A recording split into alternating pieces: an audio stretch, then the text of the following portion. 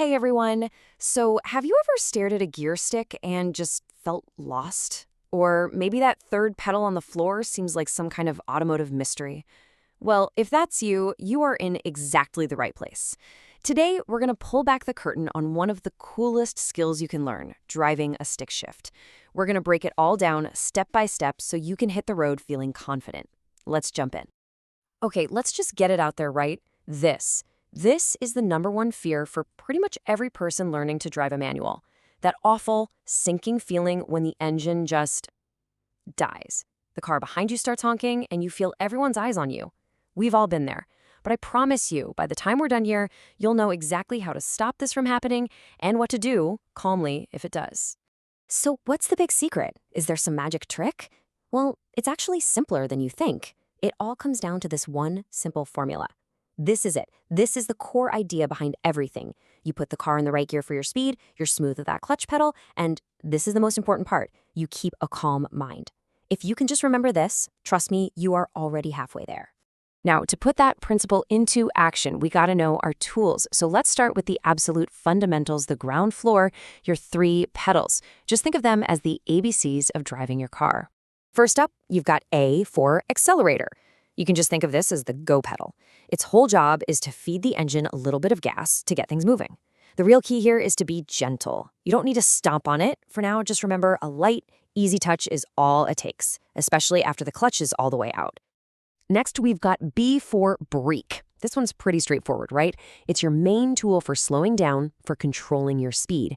You press it, you slow down. Simple. And you can use it whenever you need to, doesn't matter what the clutch is doing. And finally, C for clutch. Ah, yes, the one that causes all the headaches. But here's the secret that will change everything for you. Think of the clutch as just a simple on-off switch. That's it. Its only purpose is to disconnect the engine from the wheels so you can switch gears or get going from a standstill. It is not, and I repeat, not for controlling your speed. Getting this one idea is a total game changer. Okay, so we know what the pedals are supposed to do. Now let's really zero in on the most misunderstood one of the bunch, the clutch.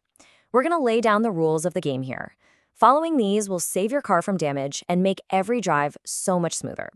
All right, think of these as the villains in our story. These are the clutch killers. They're the common bad habits that absolutely destroy your clutch and make driving way more stressful than it needs to be. You know, creeping along in traffic by keeping the clutch halfway down, that's called riding the clutch, or trying to hold the car on a hill with it instead of just using the brake. These are the habits we need to kick to the curb. Avoiding these is absolutely key. So, how do you avoid being a clutch killer? It's simple. You just make sure you're always in the right gear for the speed you're going. This chart is basically your cheat sheet. Every gear has a happy place, a speed range where the engine is just purring along nicely, usually somewhere between 1,800 and 2,500 RPM. If you match your gear to your speed, the car is going to love you for it. But here's the cool part. You don't need to be staring at your gauges all the time. Your car actually talks to you. When the RPMs are too low, you'll feel this shudder, this vibration, kind of a dug-dug sound. That's the car saying, hey, I'm about to stall. On the other hand, if the RPMs are too high, the engine will sound really loud and strained, almost like it's screaming at you.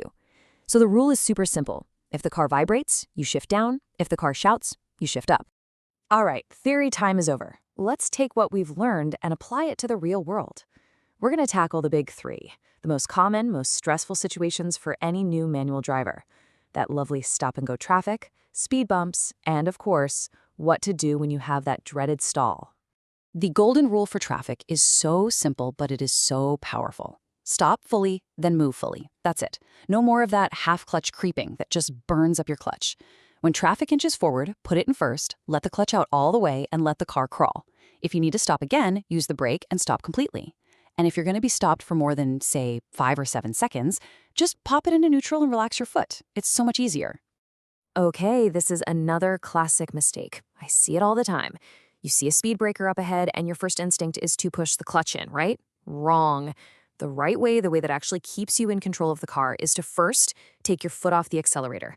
Second, use the brake to slow down. And third, you only press the clutch if you've slowed down so much that you actually need to shift into a lower gear. Remember, brake first, clutch last. So, what happens when you do stall? Because look, it's going to happen. It's not a disaster. It's just a thing you have to deal with. And the key is to have a plan so you don't freak out. So here it is, your calm 5-step recovery method. Clutch and brake go down. Shift the car into neutral. Restart the engine, shift into first gear, and then take a nice deep breath and give it a smooth, gentle clutch release. Just memorize these steps. It turns a moment of panic into a simple, controlled action. We've covered all the mechanical stuff, but, driving a manual car well, it's just as much about what's going on in your head. So let's talk about the final piece of the puzzle, the mindset you need to stay calm and confident behind the wheel. This right here, this might be the most important thing you learned today. You have to burn this into your brain. People are going to honk at you. It's just a fact of life. But a horn blaring behind you does not magically change the laws of physics. Your clutch still needs that same amount of time to engage smoothly. Rushing it is what causes stalls. So take a breath, ignore the noise, and just focus on being smooth. And listen, becoming a pro at this doesn't happen in a day, but it's not some impossible mountain to climb either. This roadmap shows you how achievable it really is. The first few days, you're just practicing clutch control. By week 2, you're tackling traffic. And in just over a month, you can be driving naturally and calmly without even thinking about it. This goal is totally 100% within your reach. So after everything we've talked about, it all comes back to this one final master rule. If you can truly understand the job of each pedal, the clutch is for changing gears, the brake is for controlling speed, and you put your calm mind in charge of both of them, you've got it. Internalize this, and you won't just know how to drive a manual car, you'll truly master it.